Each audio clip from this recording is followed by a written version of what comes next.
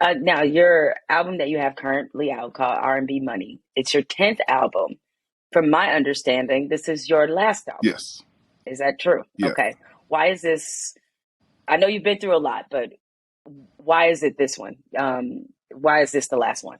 Well, I think time is just, for me, just more of an object. You know what I mean? You just like with what happened to me medically and how fast it happened to me.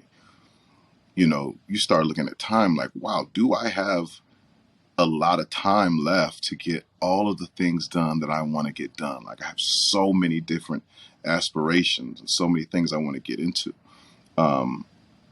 That it just accelerated the timeline. These are things that I've always wanted to do in terms of acting more, in terms of being an executive and developing the new singers, songwriters, and producers in R&B, creating more platforms for R&B music, doing more stand-up. These are all things that I always wanted to do, but I was just so consumed with, being on stage and having the baby oil on and taking the shirt off and having the lights and all, I was so, consumed with it that I wasn't taking time for granted. I just, felt like I had time.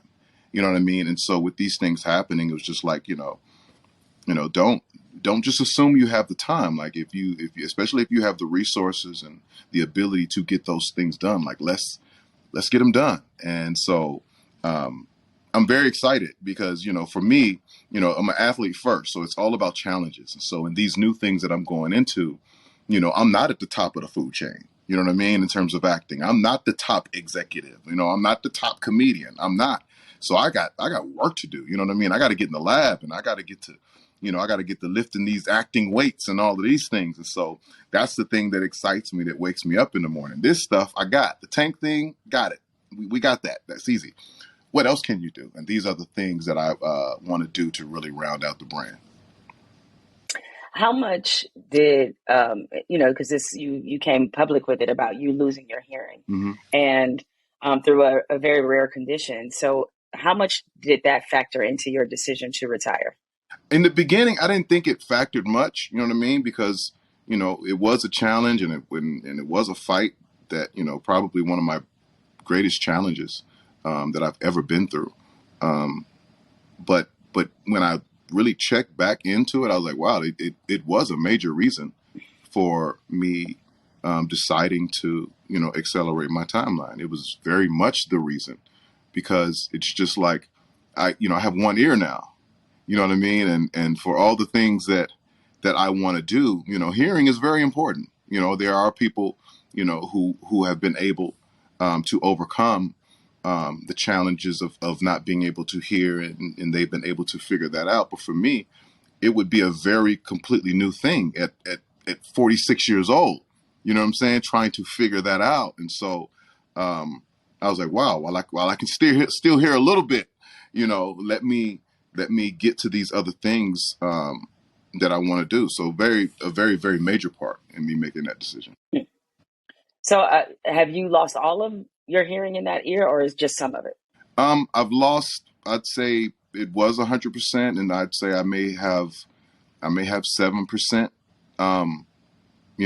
in terms of just, like sometimes things will sneak through, or I can hear some low end here and there. And one time I picked up the phone on the wrong ear and I heard the lady talking, but I couldn't make out what she was saying. It sounded like somebody was lost in like a walkie talkie, that kind of thing. So, there's that. But in terms of, how much they say I will be able to recover, they're only hoping I get 30 to 40% back.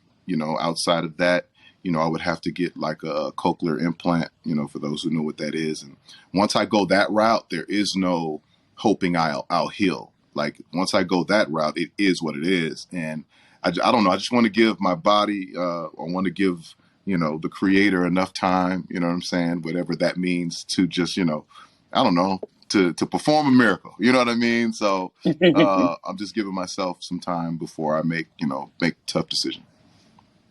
So how did you find out that you were losing? I mean, of course, you feel that you're losing your Mm-hmm. hearing, but what was the process in you finding out about what this condition was?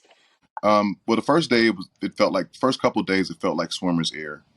And then but about the third day, I'm walking home from the gym and I completely lose my balance, like, and almost fall through a CVS window. Like, it's like the ground just starts doing this. And I'm like, what is going on, right? And then everything, you know, you watch those movies and the hearing, just everything sounds weird around the person in the movie, and almost like Spider-Man when he can just hear too much or just sounding weird. Like, it was like that kind of thing.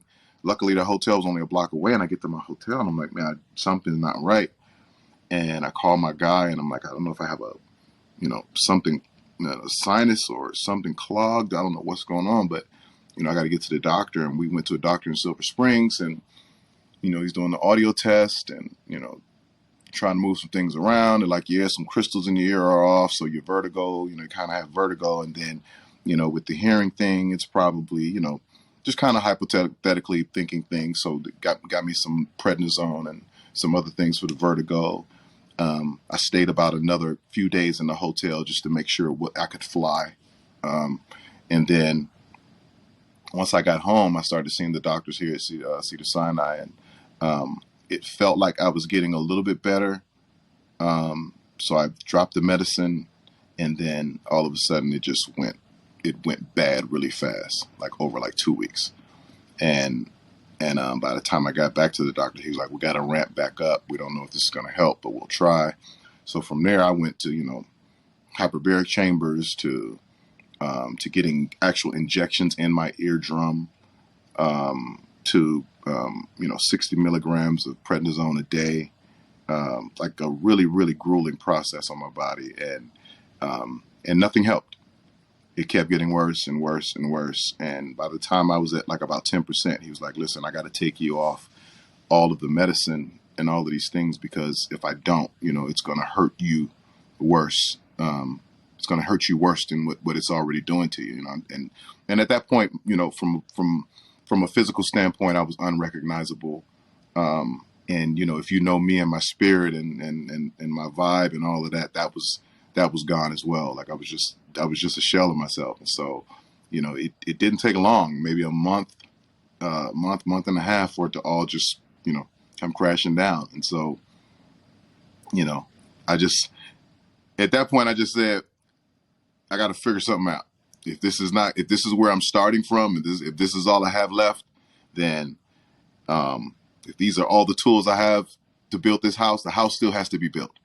And I started working from there.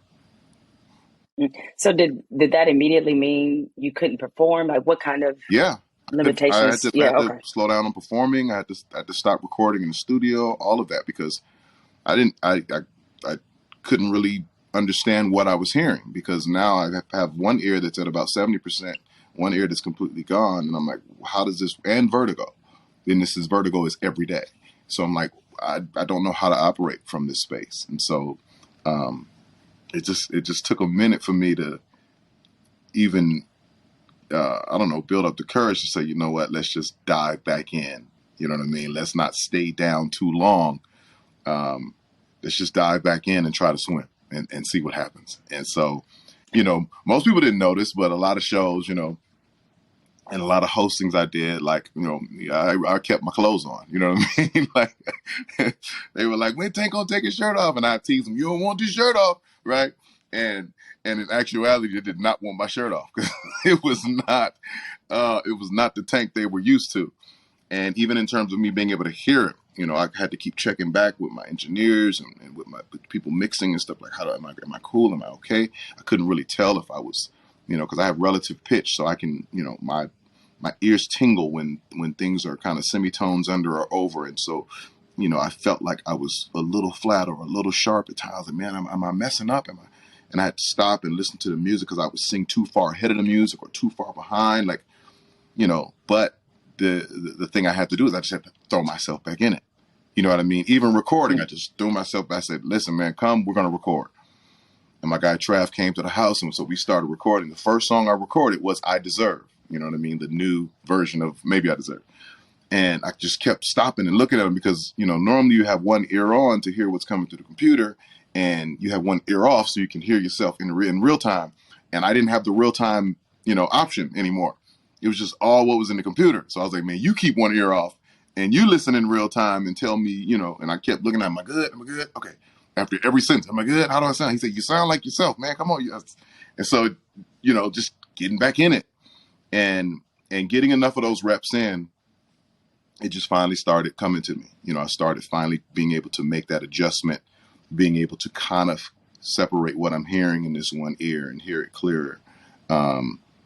In the studio, being able to rely on this one ear to know, if the sounds are right and all of these things, and then getting back to making beats and music, because I had stopped doing that as well, because I couldn't hear. You want to pan some things left and right, and I got to turn my whole body this way in order to hear what I'm.